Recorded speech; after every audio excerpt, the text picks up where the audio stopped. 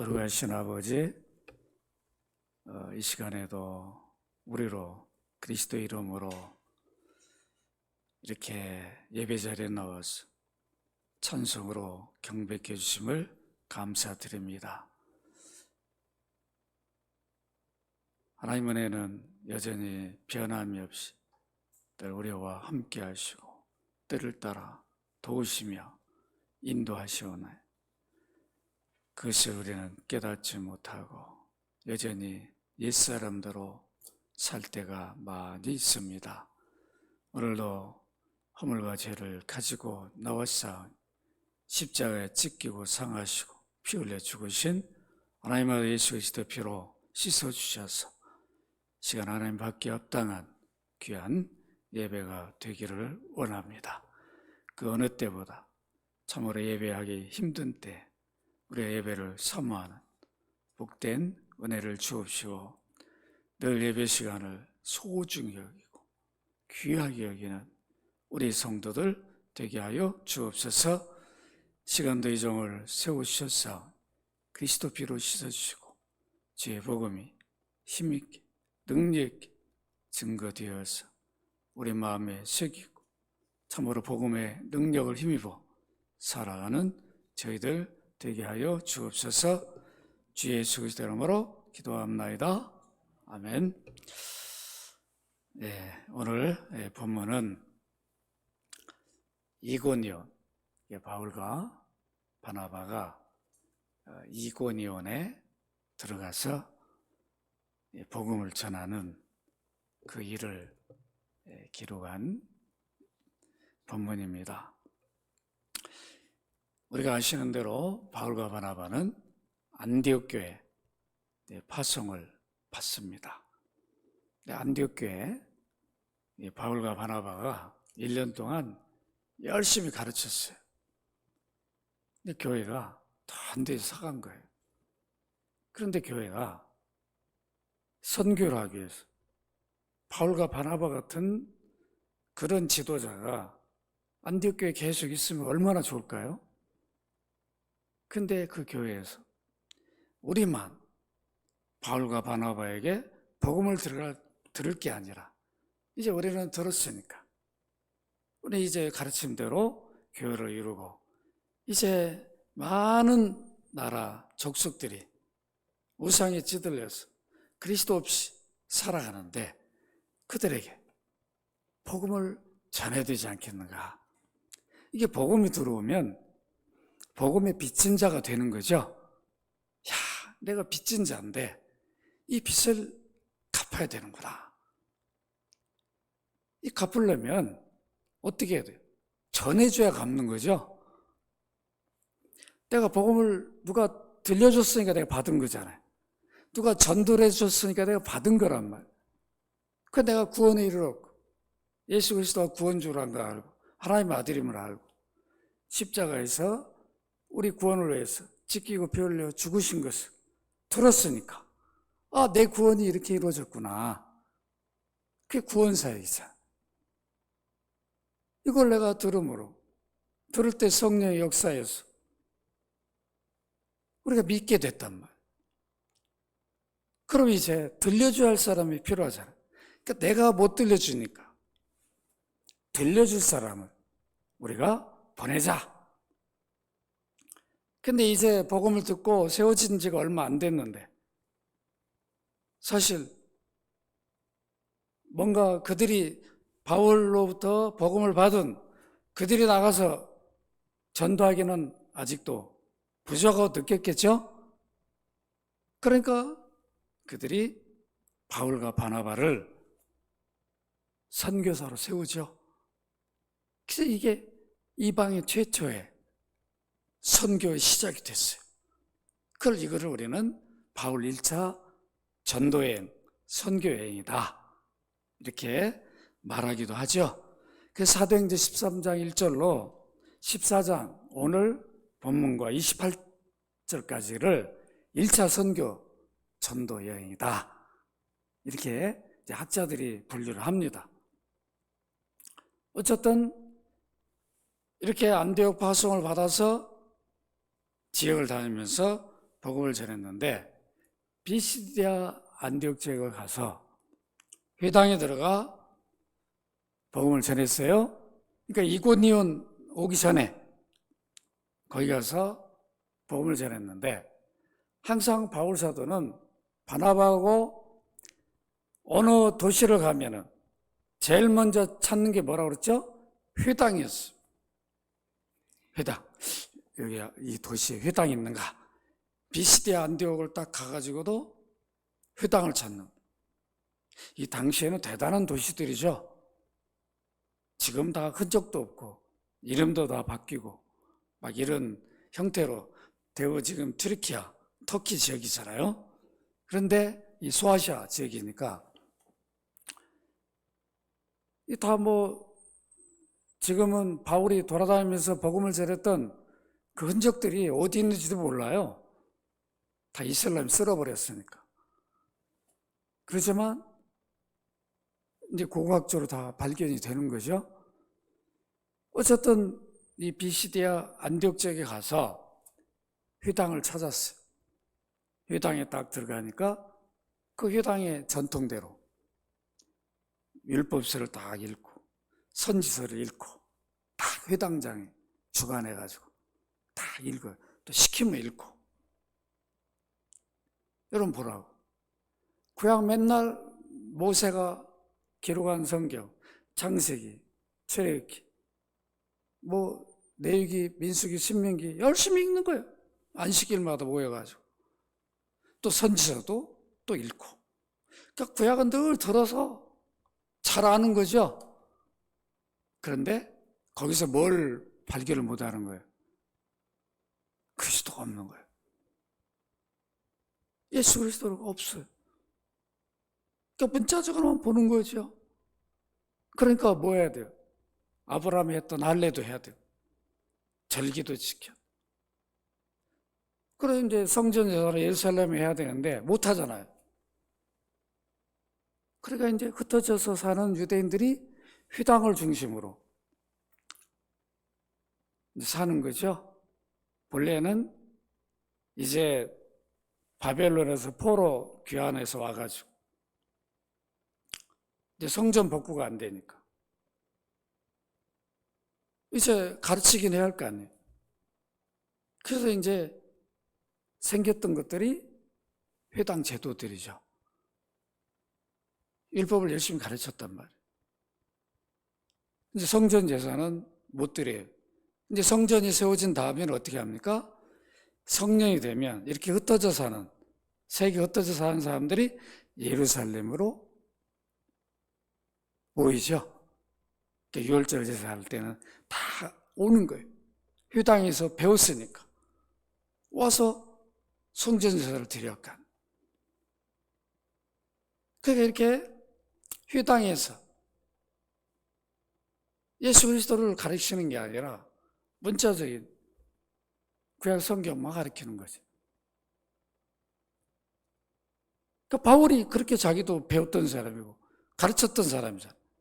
그건 구원주가 없는 거예요. 아직도 오실 거를 기다리고만 있는 거예요.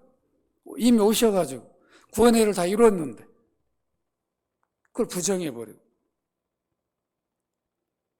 하나님의 아들이 사람이 되어서 구원주로 이스라엘 전 지역을 다니면서 내가 하나님의 아들이다. 하나님 보낸 구원주다. 너희들이 그렇게 기다렸던 메시아다. 막 이적도 행하고 그러니까. 처음에 기도를 했어요. 그런데 십자가에 나무에 달려 죽었단 말이에요. 그러니까 율법에 자기들이 배운 대로 이건 저주받은 거잖아. 그러니까 메시아할 수 없는 거예요. 그러니까 문자적으로 이해하면 메시아가 안 돼버린 거죠. 오늘날도 똑같아요. 세계교회가 구약을 회당처럼 가르친다고. 열심히 막 구약으로만 가르치면, 문자적으로만 가르치면 예수 그리스도가 없는 거예요. 안 되는 거죠. 그러니까 바울이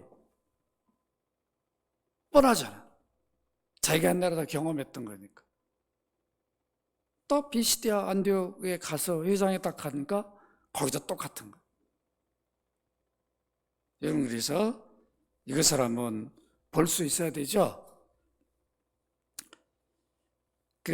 여러분 사도행전 13장 14절로 15절 여기 한번 여기 뜰 테니까 한번 보시기 바랍니다. 같이 한번 읽어볼까요? 시작. 그들은 버가에서 더 나아가 비시디아 안독에 이르러 안식일에 회당에 들어가 앉으니라. 율법과 선지자 글을 읽은 후에 회당장들이 사람을 보내어 물어 이르되 형제들아 만일 백성을 권할 말이 있거든 말하라. 이거 뻔하거든요. 회당장이 다 읽은 다음에 혹시 오늘 읽은 것 중에 권할 말, 뭐 깨달은 거 있으면, 하고 싶은 말 있으면 나와서 하쇼. 바울이 그걸 기다리는 거죠. 딱 기다렸다가 그냥, 그래서 사도행전 13장 16절 같이 한번 읽도록 합니다. 시작. 바울이 일어나 손짓하며 말하되 이스라엘 사람들 및 하나님을 경외한 사람들아 들어라. 딱 이렇게 손짓하면서 나가는 거예요. 여러분, 제가 할 말이 있습니다. 그러면서 그들이 읽었던 율법서를 가지고 이제 증거합니다. 그러니까 참 바울이 구약이 능통하니까 율법서를 읽었으니까 그 율법서가 뭘 의미하는가를, 너희들이 율법서 맨날 읽는데 출애굽을 얼마나 읽었으면 그냥 뭐 모세가 어떻게 와서 어떤 형태로 이스라엘 백성 끌고 가서 광야에 다 아는 거예요 그냥. 그런데 왜 그런 출애굽을 하나님이 일으키고 왜 약속의 땅 가나안으로 가야 됐는가, 이 핵심은 모르는 거예요. 그게 안타까운 거죠. 그러니까 이제 바울이 바로 가서 그것이 무엇을 의미한가를 그대로 설명해 줍니다. 그러니까 그리스도로 설명을 해줘. 이게 지지난 수요일 날 여러분들에게 설교를 들었던 말씀이에요. 여러분 율법서 선지서를 어떻게 해서 사도행전 13장 38절 39절 38절 39절 같이 한번 읽어볼까요? 시작. 그러므로 형제들아 너희가 알 것은 이 사람을 힘입어 죄 사함을 너희에게 전하는 이것이며 또 모세의 율법으로 너희가 어렵다 하시면 어찌 못하든 모든 일에도 이 사람을 힘입어 믿는 자마다 어렵다 하심을 얻는 이것이라.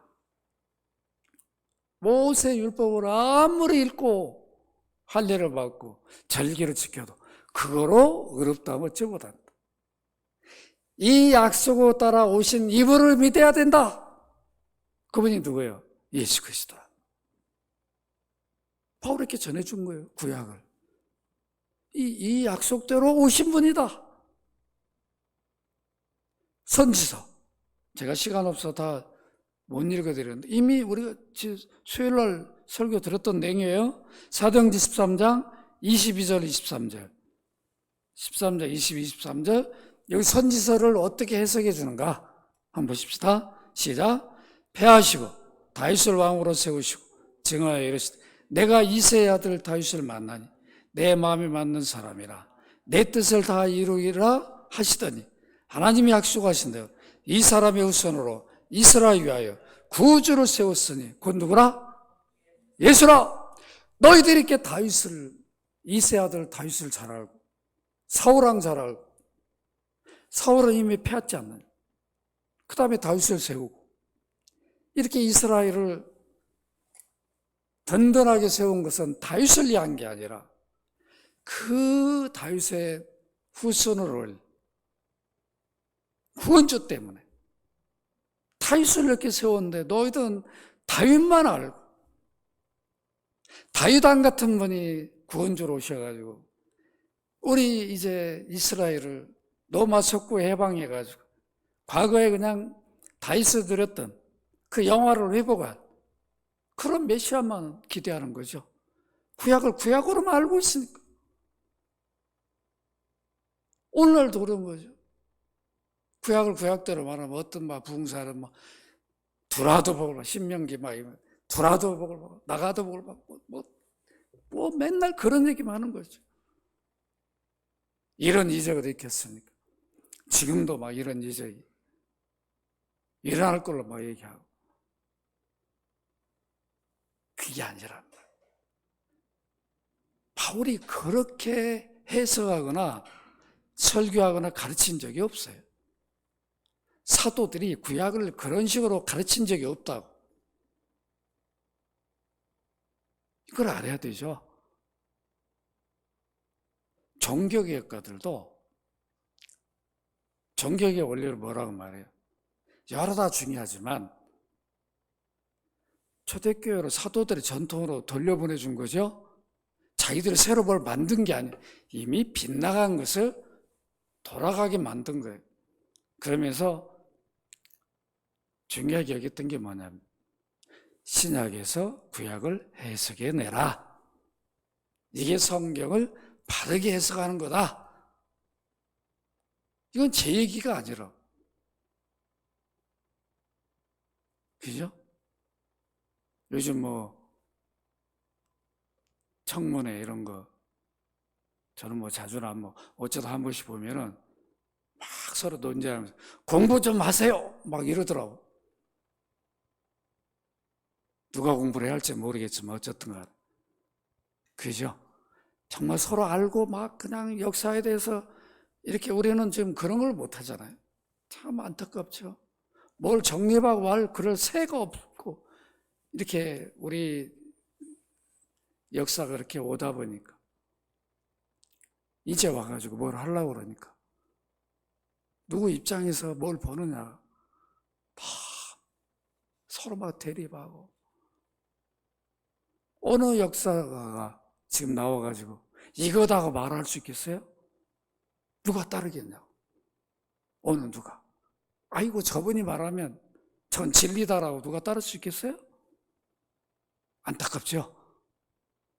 우리 정부 수립이 언제냐. 이거 가지고 지금 머리가 아프고. 제가 다른 때로 헌법도 잘 안 지키면서 지금 헌법도 잘 지키는 것 같아요. 요즘 우리 국회의원들 대단한 것 같아요. 저는 헌법 공부한 사람인데 몇 조 뭐 있냐고 하면서 하는 거 공부를 열심히 하신 것 같아요.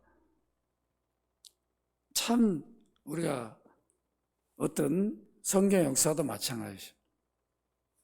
어떻게 접근하고 어떻게 그것을 해석해 내느냐가 엄청난 차이를 가져온다. 똑같이 읽어도. 그렇죠? 본문을 가지고 똑같이 설교를 해도 다 다른 거예요. 그러니까 누구 설교가 바른 설교인가? 그걸 어떻게 볼 수 있어요? 전통적으로 그걸 어떻게 해석해 왔는가? 그거로 판가름해야 되는 거죠. 지금 저분이 해석하는 거를 우리가 사도들로부터 그 이어서 종교역자, 교보들 종교역자들이 어떻게 그걸 해석해 왔는가? 그거 다 무시해버리고 오늘날 지금 시대의 환경에 맞춰서 해석해버리니까 그럴듯하게 들리지만 성경은 다 왜곡돼 버리는 거죠. 이런 거 상당히 우리가 조심해야 할 일입니다.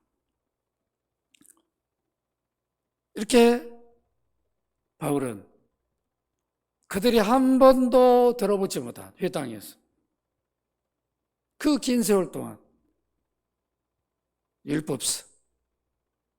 율법서가 뭐예요? 모세로부터 기록한 5경 5권을 율법서라고 그러죠. 거기에 맨날 하라 하지 말라 이게 그냥 그거로만 생각하는 거죠.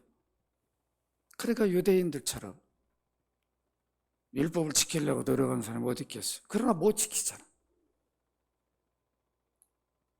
바울이 그렇게 자기가 율법을 잘 지키는 사람이라고 자타가 공인했어요. 스스로도 생각하고 많은 유대인들이 그렇게 존경을 했는데 예수님 만나보니까 죄인 중에 괴수인 거예요.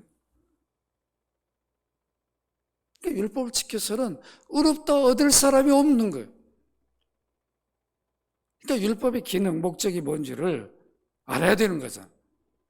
우리가 율법을 지킬 수 없으니까 율법을 완성하신 분을 바라보고 믿어야 되는 거죠. 그 완성을 뭐예요? 지켜서 완성하는 게 아니고 하나님 자신이 내신 분인데 우리가 못 지키니까 값을 대신 지불해 줬다는 그게 십자가 죽음이죠. 그래서 우리가 예수 그리스도를 믿으면 의롭다움 얻는 거예요. 왜냐하면 우리 값을 십자가에서 지불해 줘 버렸습니다. 하나님의 아들이 죽음으로.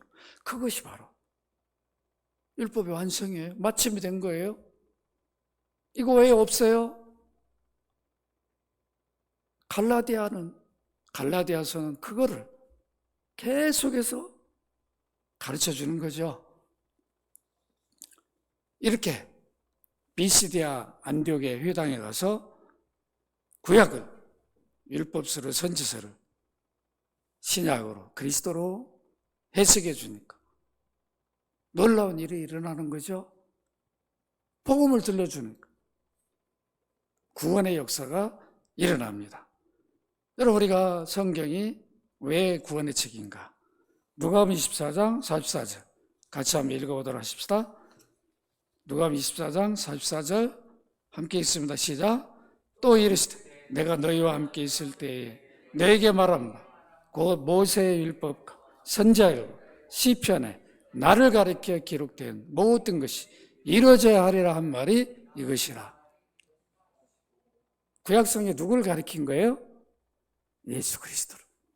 그리고 다 이루어져서 오신 거예요. 때가 되어서 하나님의 아들을 보내서 사람 되게 한 거죠. 율법 아래 난 거죠. 우리 율법 아래 저주 지키지 못하니까 저주 아래 있는 우리를 건져내기 위해서. 이게 복음이잖아. 이 복음을 전해준 거예요. 요한복음 5장 39절 40절 같이 한번 읽읍시다. 시작. 너희가 성경의 영생을 얻는 줄 생각하고 성경을 연구하거니와 이 성경이 곧 내게 대하여 증언하는 것이니 그러나 너희가 영생을 얻기 위하여 내게 오기를 원하지 않아. 누가 안 오는 거예요? 유대인들이. 구약을 알고 있는 유대인들이 그 성경 약속대로 구약성 약속대로 오셨는데 그분을 안 믿어버리는 거죠.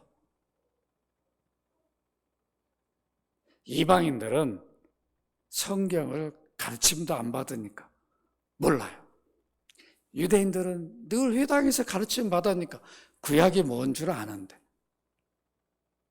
구약이 예수 그리스도의 책이라는 것을 몰랐던 거죠. 요한복음 5장 46절 같이 읽습니다. 시작. 모세를 믿었더라면 또 나를 믿었으리니 이는 그가 내게 대하여 기록하였습니다.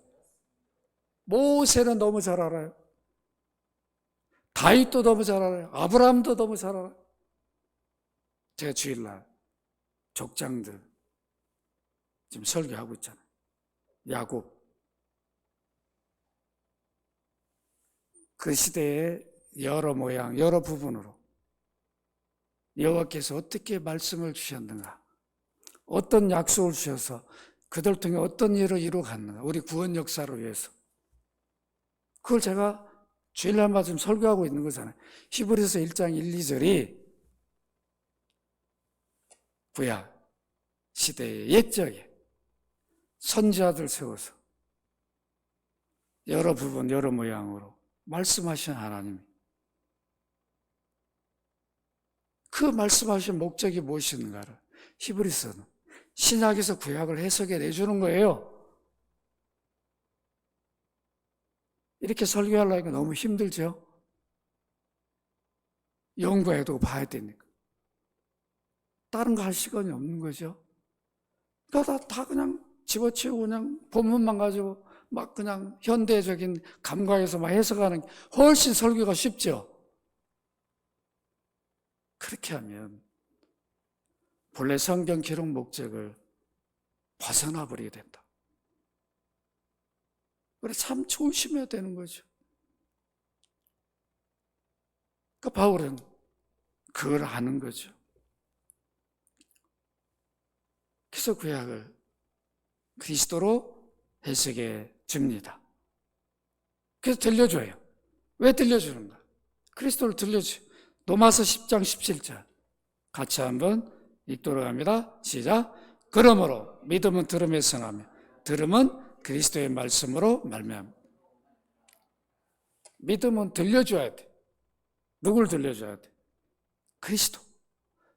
들음은 그리스도의 말씀, 선포. 그리스도를 선포해줘야 돼. 여기 말씀은 선포란 말. 그리스도를 선포해줘야 돼. 그래야 믿음이 발생해. 그러니까 바울이 비시디아 안디옥 회당에 가가지고 그리스도를 선포했더니 그 회당에 모인 자들이 예수 믿는 거예요. 그동안에 한 번도 들어본 적이 없는데 바울로부터 예수 그리스도를 듣고 구원정을 믿고 그들이 교회를 세우게 된다고. 그런데 회당에 있는 모두가 다 믿는 게 아니에요. 항상 복음을 전하면 거부한 사람 적대감을 가져요. 왜 그럴까요? 방해해요. 못 믿게. 그래서 결국은 그들이 시기하고 계속 이 바울, 바나바가 전한 저거를 여러분 듣지 마십시오. 믿으면 안 됩니다. 그래가지고 그러면서 결국은 비시디아 안디옥에 더 이상 바울과 바나바 일행들이 머물지 못하게 됐어요. 그래서 간 곳이 어디예요? 오늘 본문인 이고니온이에요. 이고니온은 비시디아 안디옥에서, 거기는 굉장히 산악지대였어요. 고지대. 거기서 한 동남쪽으로 한 140, 180. 지금 같으면 정확하겠지만 지금도 이제 뭐 어떤 분들은 140이다, 어떤 분은 180 정도 된다. 그 정도 거리죠. 우리 과천에서 140 정도면 어딜까요? 오세호 장님 어디 정도예요? 천안 정도 되나요? 대전 정도요? 네. 대전 정도 거리. 이게 비시디아에서 이고니온 거리, 요 정도 떨어진 거리를 이제 바울이 간 거예요. 그러니까 이고니온이란 이 도시가 이 당시에도 상당히 큰 도시였다고 합니다. 지금 이제 터키에 있는 도시죠. 남부 해안 도시인데 지금은 코냐라고 하는 이름으로 바뀌었어요.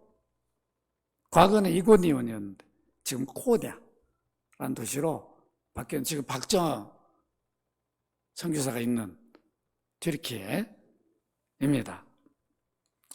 이제 우리 본문으로 돌아가서 1절을 한번 읽어보도록 할까요? 1절 시작. 이에 이고니온에서 14장 1절 잠깐만요. 14장 1절 함께 있습니다. 시작.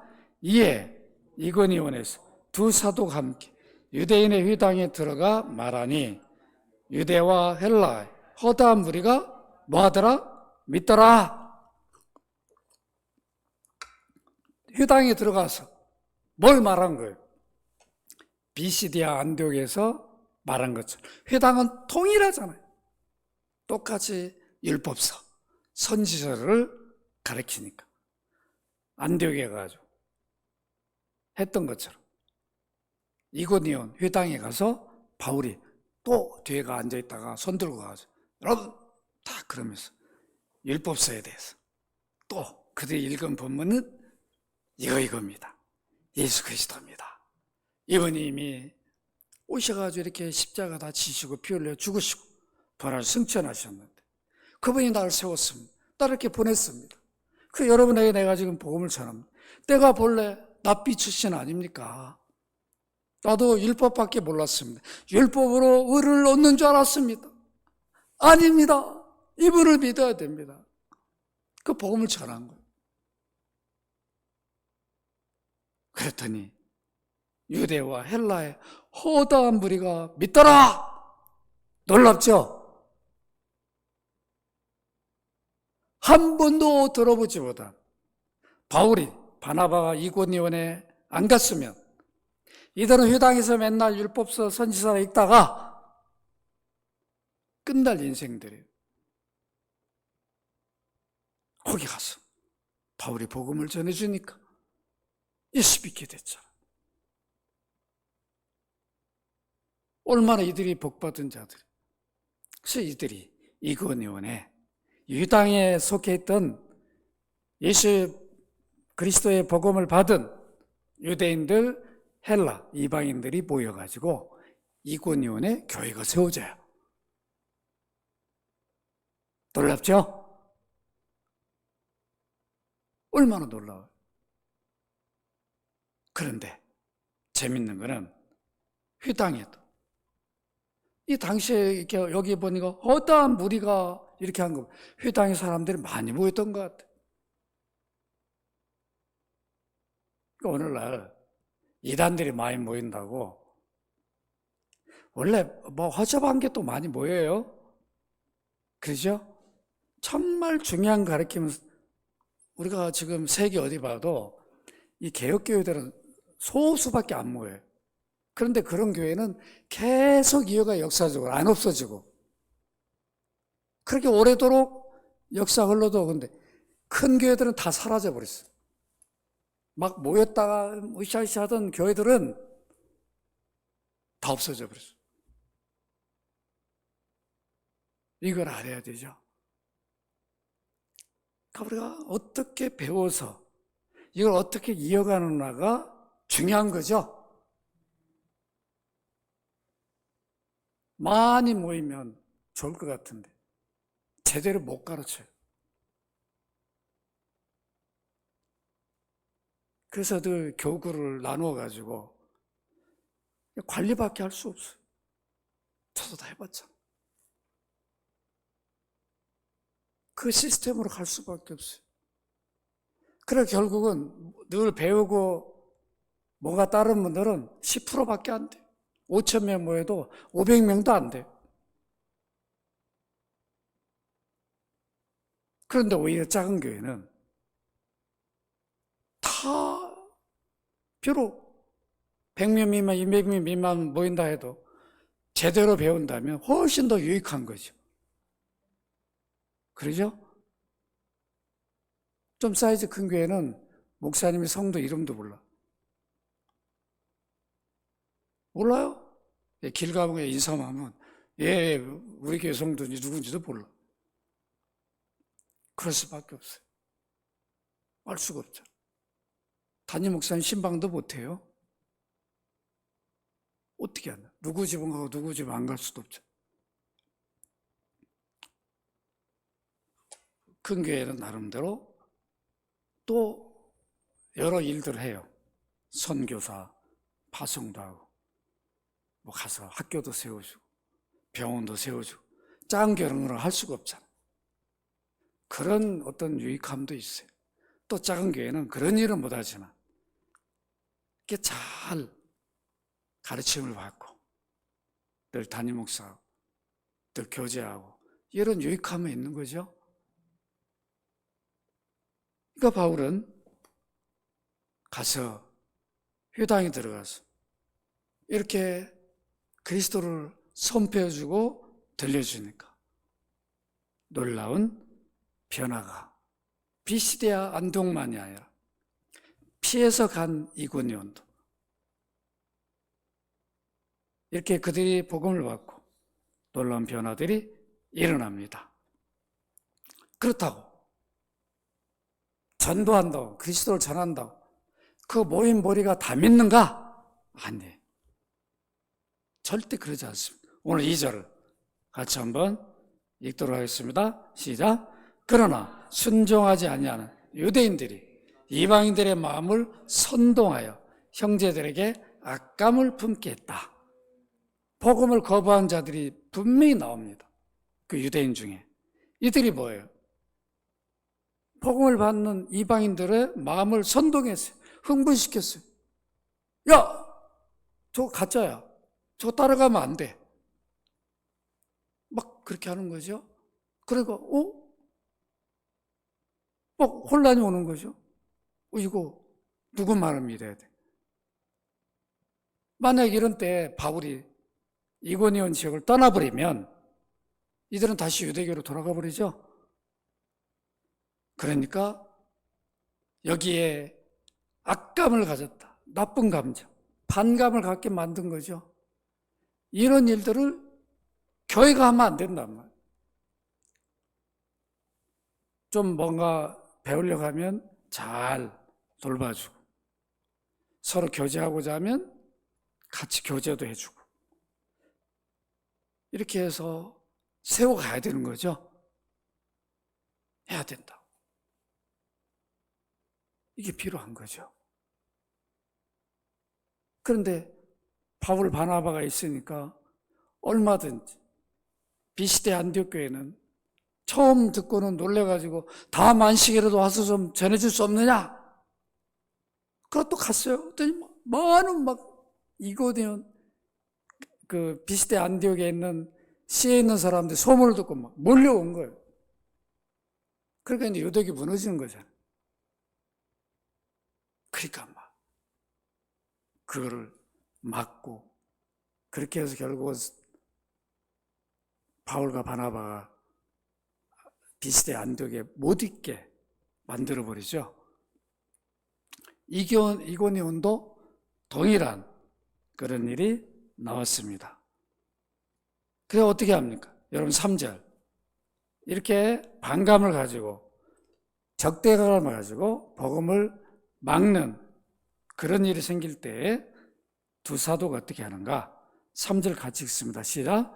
두 사도가 오래 있어 주를 힘입어 담대히 말한 주께서 그들의 손으로 표적과 기사를 행하게 하여 주사 자기 은혜의 말씀을 증언하시니. 놀랍죠? 악한 감정을 가지고 막 받는 사람들을, 복음을 받는 자들을 흥분시켜가지고 거부하게 만들고 이런 일을 할 때에 안 되겠구나. 이고니온을 떠나버렸으면 교회가 세워지겠냐고요. 바울과 바나바가 떠나지 않고 여기 뭐라고 그래요? 오래 있어. 상당히 긴 시간 이곳에 머물면서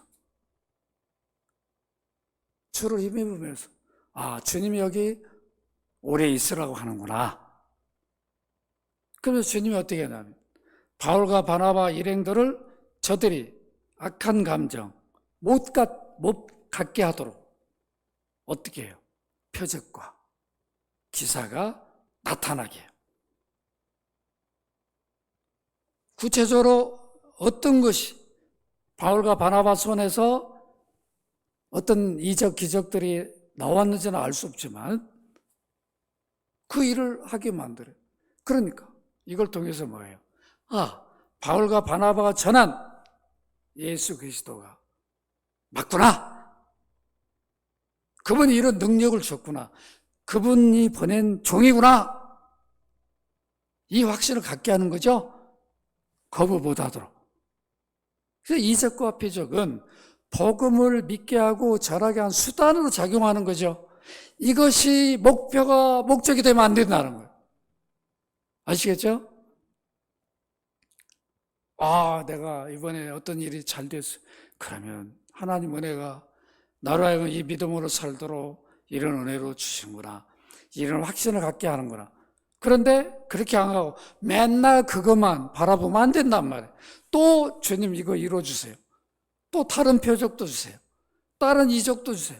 이렇게 나가면 안 된단 말이에요. 이렇게 바울과 바나바의 손으로 어떤 기사와 표적이 일어나게 한 목적은 그들이 전한 복음이 사실이다. 너희들이 받은 복음이 확실한 것이다. 의문이 없도록, 의심하지 않도록 그걸 해준 거죠. 그 확신을 준 겁니다. 그래서 분명히 말합니다. 자기 은혜의 말씀을 증언하시니.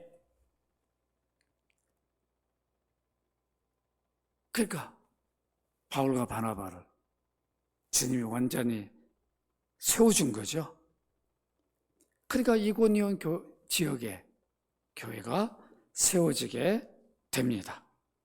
여러분, 예수님 당시에도 많은 표적과 기적을 행하니까 유대 종교 지도자들이 이렇게 요구했어요. 마태복음 12장 38절 39절 같이 한번 읽도록 합니다. 시작. 그때 서기관과 바리새인 중 몇 사람이 말해 선생님이여 우리에게 표적 보여주기를 원하나이다. 예수께 대답하여 이르시되 악하고 음란한 세대가 표적을 구하나 선자 요나의 표적밖에는 별일 표적이 없느니라.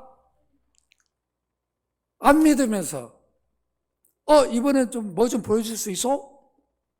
계속 그것만 요구하는 거죠. 이들은 믿는 자들이 아니란 말이에요. 우리가 표적 중심의 신앙은 이적 중심의 신앙 언제든 무너질 수가 있어요. 이번에는 기도해서 이적이 나타났는데 다음에 기도했는데 안 나타나. 그러면 이제 그때는 우연이었구나. 그때 하나님이 하신 게 아니었구나. 그러고 자꾸 딴 생각을 하는 거죠. 아니라. 때는 우리가 예수 믿고 구원받아서 확신을 가지고 살아도 여러 환경에 어려움이 주어질 수 있어요. 손해볼 때도 있고 저 밑에 경제적으로 어려움을 당할 때도 있어요. 건강의 문제도 있을 수 있어요. 그러나 그게 전부가 아니에요. 그때에도 그리스도만 믿고 바라봐야죠. 왜 내게 이런 고난이 주어졌는가? 이 고난이 결코 내 믿음을 헛되게 해서는 안 되겠구나. 주님 바라보고 주님 믿고 가면 그 고난이 유익이 되게 하는 거죠. 근데 그 고난이 오니까 왜 하나님이 계시면 나같이 이렇게 믿음 생활 잘하려고 하는 사람에게 은혜를 줘야지 이런 고난을 줍니까? 해가지고는 그냥 시험 들어버리고 낙심하고 저 밑으로 가버리면 안 된다. 나로 정신을 차려 주님만 바라보도록 이렇게 내게 고난을 주셨구나. 그런 때는 때로는 내려놓고 세상 것들을 주님만 바라보면서 가면 나중에 이 고난의 의미를 알게 된다고. 그것도 감사한 거죠. 그런데 표적 이적만 바라보면 교회가 이것만 바라보도록 설교하면 안 되겠죠? 안 돼. 어떤 목표를 우리 내년에 500명 만듭시다. 막 그냥 목표를 표 붙여놓고 무슨 기도 비슨 기도 기도는 늘 여러분들이 삶이 돼야 되죠. 기도가 물론 우리가 작전 기도도 필요하고 그렇지만 기도가 뭐예요?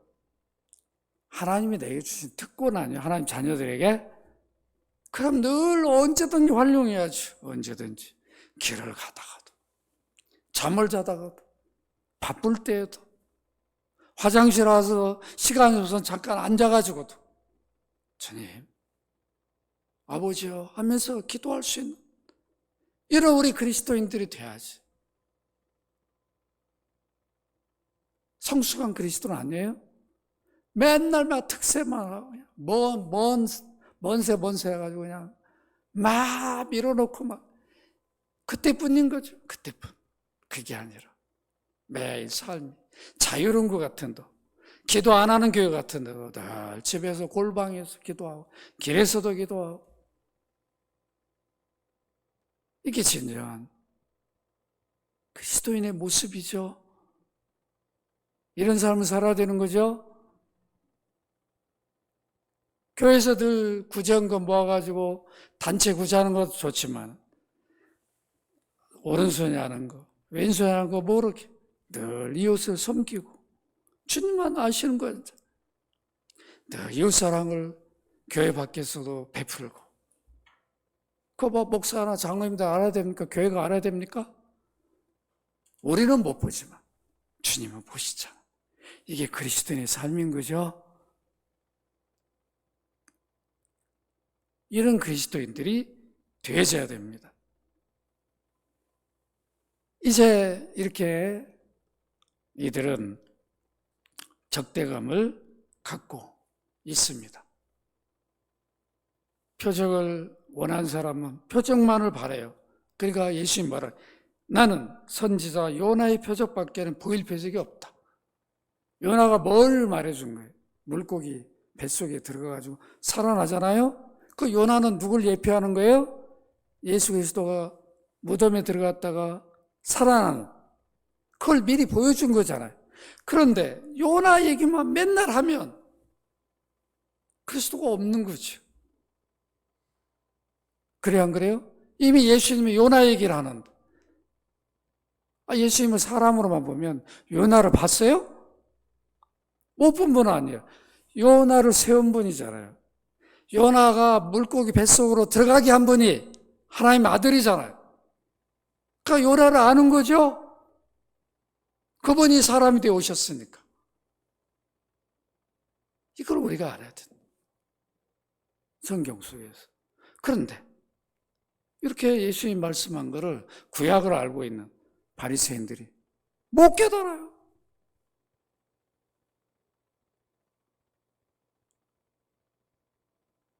이게 안타까움이잖아요. 여러분 4절 같이 읽어보십시다. 4절 함께 읽습니다. 시작. 그 시내의 무리가 나뉘어 유대인을 따른 자도 있고 두 사도를 따른 자도 있느니라. 이렇게 복음을 전하면 사도들이 복음을 전한 걸 따르고 그들은 구원받은 자죠.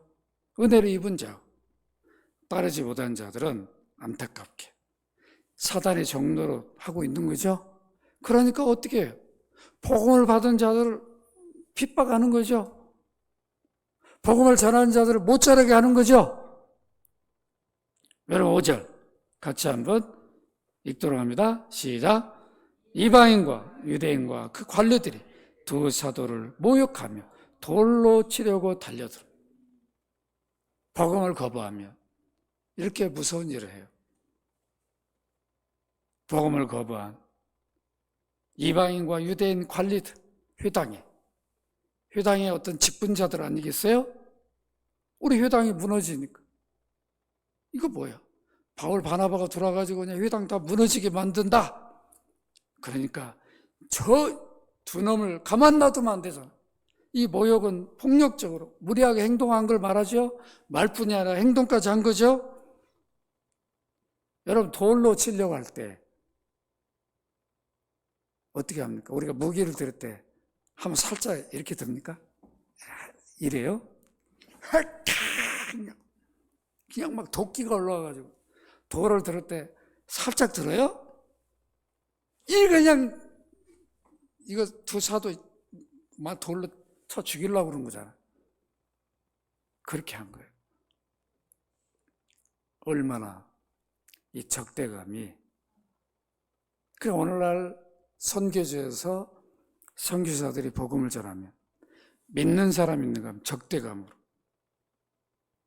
그래서 어느 때는 차에 있는데 차에 못 나오게 해가지고 문을 밀고 있으면서 불을 질러가지고 다 안에서 선교사는 다 그냥 불에 타 죽고 별의별 일이 다 있어요.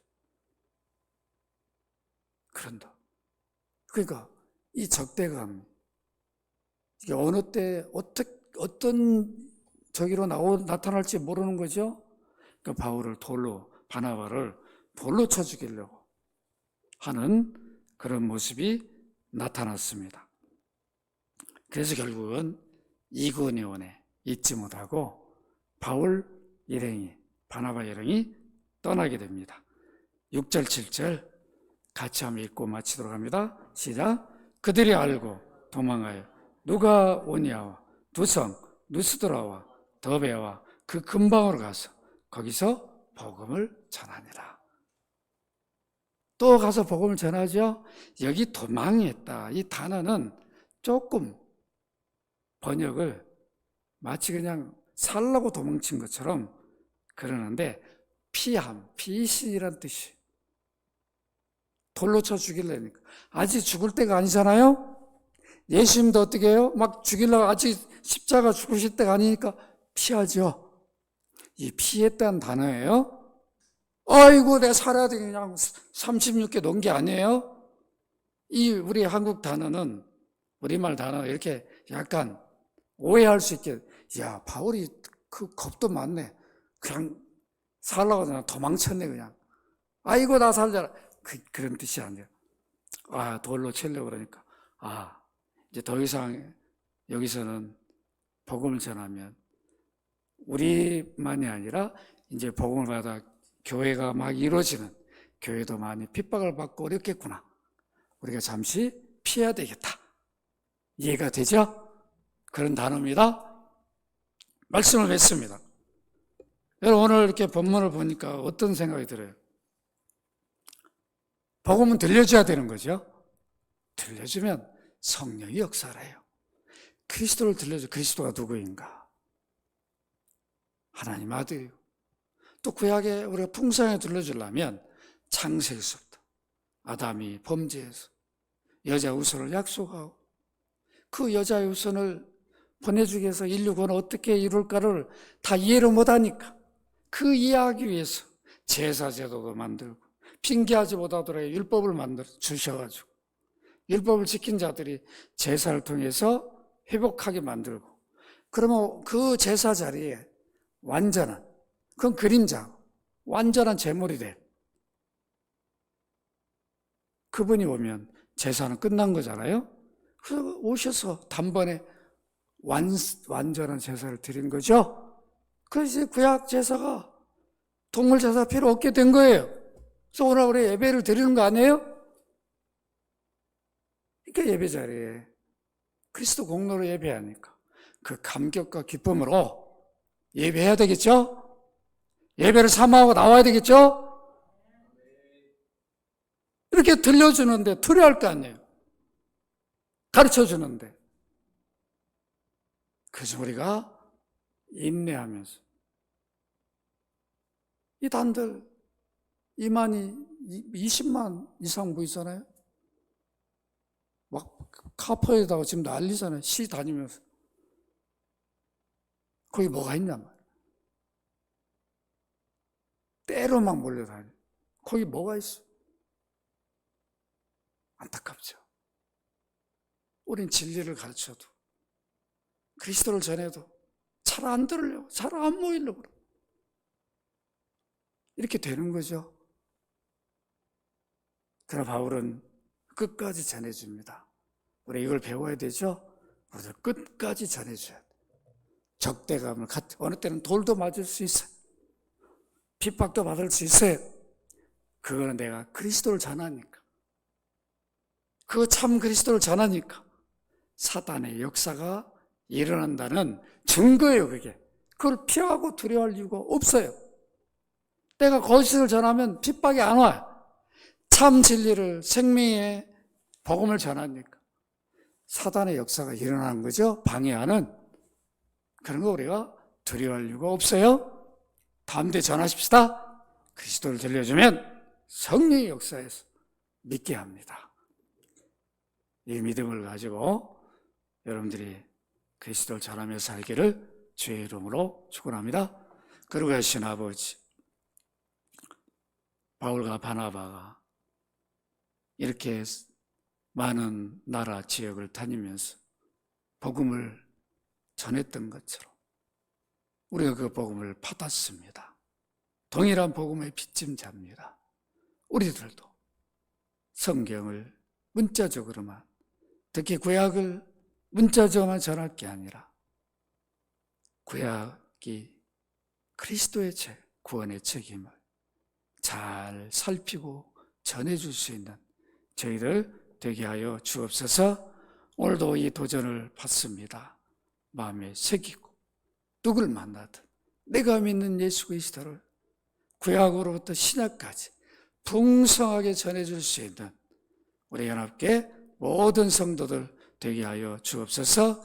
이 저녁에 예배당을 사모하고 나온 귀한 종들에게 은혜를 입히시고 저들의 가정이 평강이 넘치게 하시고 자녀들을 다 주의 은혜 속에서 인도하시고 도와주옵소서. 가는 발걸음을 지키시고 도우시기를 원하오며 주 예수 그리스도 이름으로 기도합나이다. 아멘. 주 예수 그리스도의 은혜와 아버지 하나님의 사랑과 성령의 교통하심, 바울과 바나바처럼 그리스도를 온전히 선포해주고 들려주기를 소원하는 머리쓴 귀한 주의 백성들, 가정의 자녀들, 산업일터에 함께하여 주시기를 간절히 축원하옵나이다. 아멘.